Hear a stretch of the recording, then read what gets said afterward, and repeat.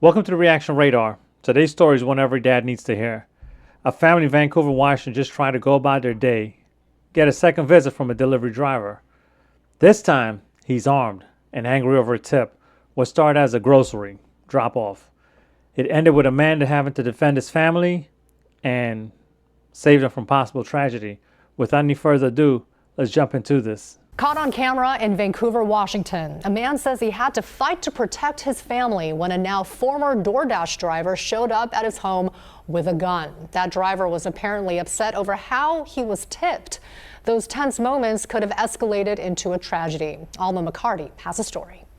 A quiet morning in Vancouver interrupted. This loud bang on the door, real loud, startled my daughter, and she goes, "Oh my gosh, who the heck's pounding on the door?" Anthony Volino explains it was the DoorDash delivery driver who'd come by the house the night before when his daughter ordered groceries. It was a considerable amount. It was about $100 worth of food. The food was delivered to her.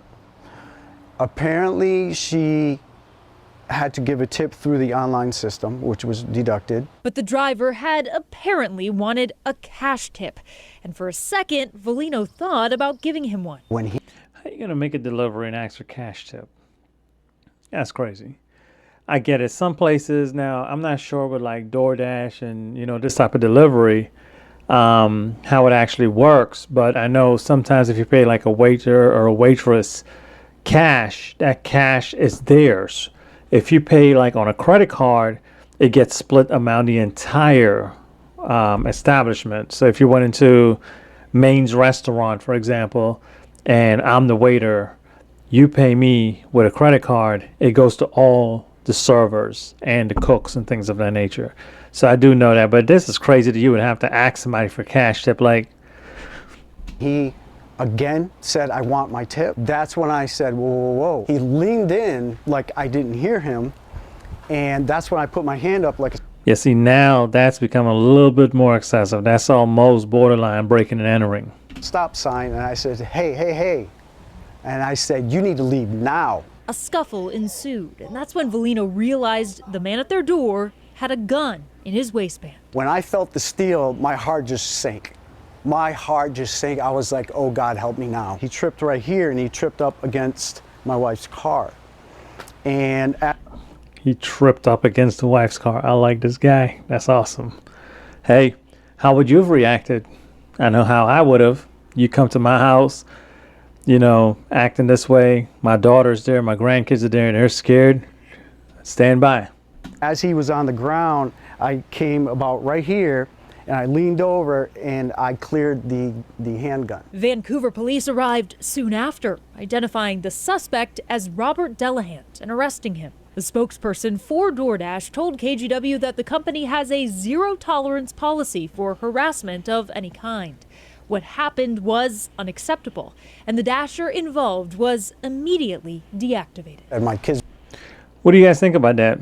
Should he have been immediately deactivated? Which is their word of saying he's fired. But do you think charges will be filed? Do you think this gentleman should file charges? Do you think it's within his rights to file charges? I believe so. But what is your take on this? Were in there. They were at the door. My grandkids were at the door. My daughter's outside screaming. Imagine that, his grandkids and his daughter's outside.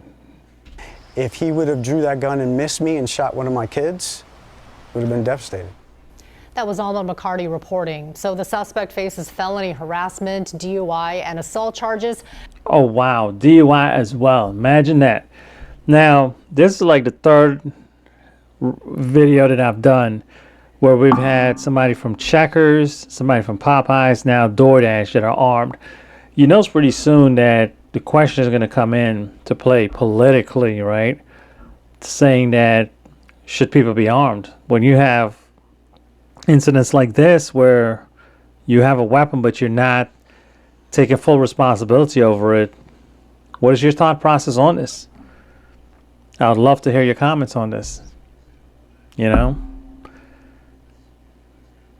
Like I said, do you think that this is warranted? How would you feel if that was your family member? Should these companies run deeper background checks? Do you feel safe opening a door these days to these delivery people? Is this the America where we're supposed to accept now? This is what happens when entitlement meets zero accountability. So let me ask you, how many more Americans are going to be forced to take this kind of situation? Subscribe, share, and keep your radar locked in right here for more information. Have a good one.